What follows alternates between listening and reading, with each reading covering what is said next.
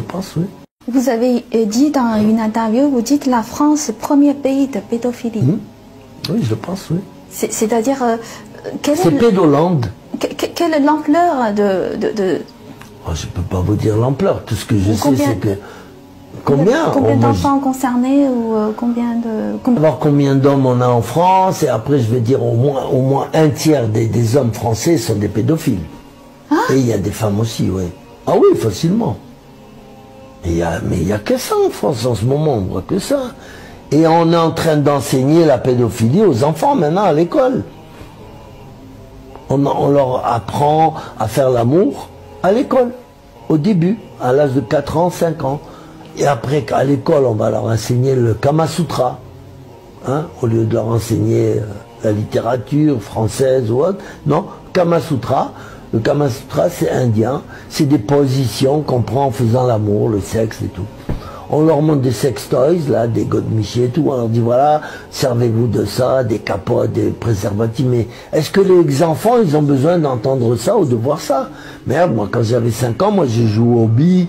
On s'amusait avec des noyaux d'abricots, hein, pour s'amuser. On faisait des courses ici.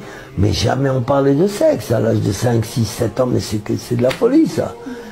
Qu'est-ce que vous voulez, les parents, là? Moi, j'en ai rencontré plein dernièrement dans une conférence que j'ai faite à côté de Toulon.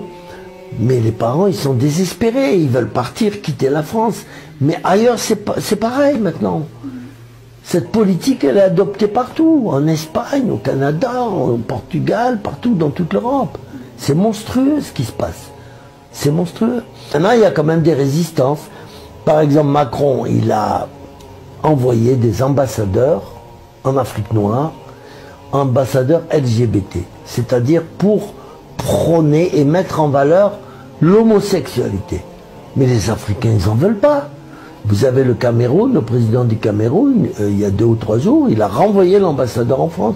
Il a dit non, on ne veut pas de vous ici. Ambassadeur de l'homosexualité, ils n'ont pas besoin de ça, les Noirs. Ils ont d'autres problèmes quand même. Bon, donc il se passe des trucs, mais c'est le diable qui est derrière tout ça. Tout derrière tout ça. Et croyez-moi, pratiquement tous ceux qui nous dirigent, pratiquement, à quelques exceptions près, ils sont tous au service du diable. Et tout à l'heure, on parlait des pédocriminalités. Et d'après vous, comment on peut arrêter ces crimes? Comment on peut vraiment faire quelque chose? On ne peut pas arrêter ça. Parce que c'est les plus grands de ce monde qui sont les plus grands pédophiles. Et c'est eux qui font la loi sur la terre. On ne peut pas les arrêter.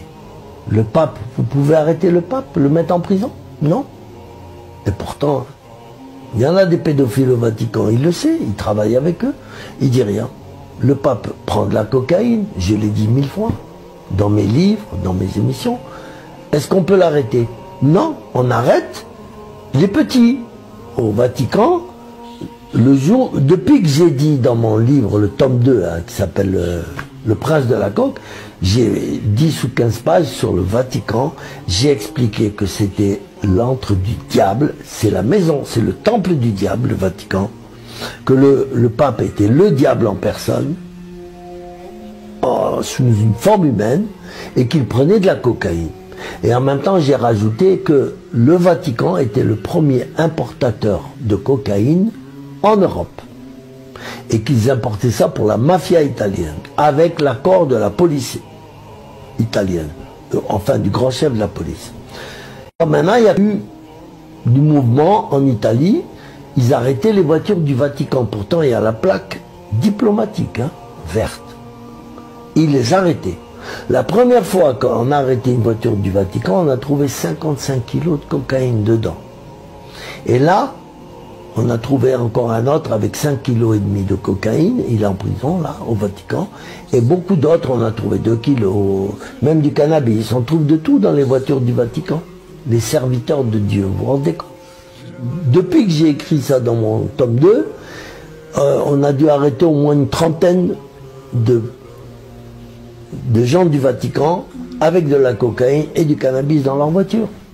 Maintenant, la police, c'est pas seulement en Italie qu'on les arrête, même en France, on les arrête à la frontière, parce qu'ils vont la chercher ailleurs, et puis ils passent avec ça, ils pensent qu'avec la plaque diplomatique ça va bien se passer, Mais maintenant, les douaniers, ils sont au courant, ils arrêtent les voitures du Vatican.